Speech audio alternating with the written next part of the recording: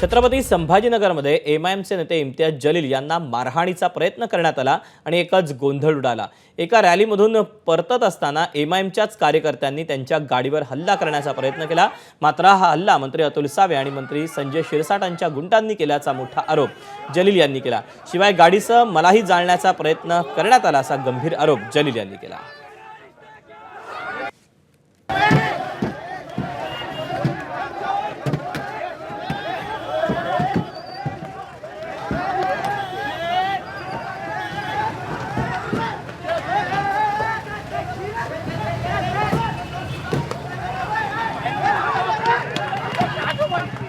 इम्तियाज जलील यांच्या गाडीवर आज हल्ला करण्याचा प्रयत्न केला, त्यांच्यावर देखील हल्ला करण्याचा प्रयत्न केला। इम्तियाज जलील आपल्यासोबत आहेत। खरं तर याची सुरुवात झाली होती काळे झेंडे तुम्हाला दाखवले त्यापासून, आणि हे त्यानंतरचा सगळा घटनाक्रम नेमका कसा घडला आणि कोण याच्या पाठीशी आहे? 8 लोक होते ज्यांनी काळे झेंडे दाखवले होते।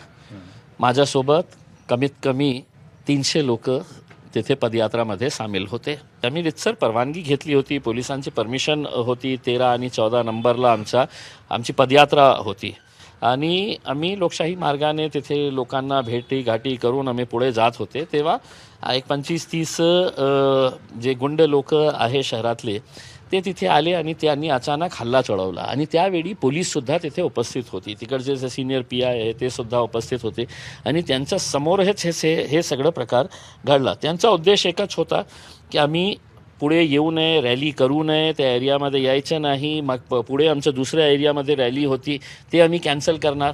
आम्ही पूर्ण रॅली कंप्लीट केली, दुसऱ्या एरियामध्ये जाऊन आम्ही पुन्हा रॅली पूर्ण केली आणि आता हे जे लोक आहे त्यांना असं वाटतं की नाही आम्ही दादागिरी करून हे सगळं MIMचं जे ताकद इथे वाढत आहे त्यांना सगळ्यांना माहीत आहे, म्हणून ते अशा प्रकारचे प्रयत्न करत आहेत। बरं, तुम्ही गाडीमध्ये स्वतः होतात, तुम्ही काय त्यांना कसा हल्ला करण्याचा प्रयत्न काय घेऊन आले होते? त्यांच्या हातात नाही का हे होते फायटर होते, 1-2च्या हातात नाही का छोटे छोटे असे छुरे टाईप होते।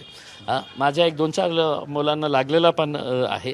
त्यांचा एकच उद्देश होता की इम्तियाज जलीलवर कशा हल्ला करायचा, मला टार्गेट करायचं होतं। कारण मी स्पष्टपणे सांगितलं होतं की हल्ला करायचा होता, ते मला हल्ला करायचं। तुम्ही त्या व्हिडिओमध्ये बघत असेल तर त्यांचं मेन टार्गेट जे आहे ना ते गाडी थांबवून आणि आता तर आम्हाला अशी माहिती मिळत आहे की ते गाडी जाळण्याचाही प्रयत्न करणार होते। गाडी थांबली असती तर हो ते त्यांचा असा प्रयत्न होता। तर ठीक आहे, तयारी त्यांनी केलेली आहे, जे काही त्यांना करायचं होतं त्यांनी केलेले आहे। कोण आहे ते?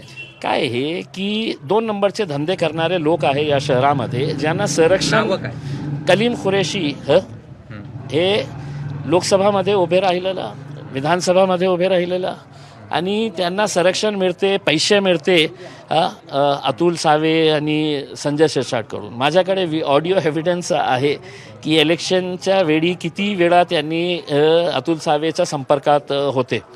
आता त्यांना असं वाटतं की आमची गुंडगिरी आहे आणि आम्हाला संरक्षण मिळत आहे सत्ताधारी पक्षांचा। आता पोलिसांनी काय कारवाई करणार आहे ते आम्हाला बघायचं आहे आणि पोलिसांनी बरोबर कारवाई केली नाही तर आम्ही जाऊन पोलिसांना विचारणार आहे। हे होते इम्तियाज जलील आणि त्यांची ही प्रतिक्रिया होती। अत्यंत गंभीररित्या त्यांनी असं म्हटलंय की त्यांना गाडी सकट जाळण्याचा प्रयत्न त्यांचा होता आणि गाडी सकट जाळण्याचा प्रयत्न केला गेला आहे। यामध्ये कलीम कुरेशी, भाजपा आणि एकनाथ शिंदे यांची शिवसेना असल्याचा गंभीर आरोप त्यांनी केला। कॅमेरामन धनंजय दारुंटेसह मी कृष्णा केंडे, ABP माझा, छत्रपती संभाजीनगर। ABP माझा, उघडा डोळे बघा नीट।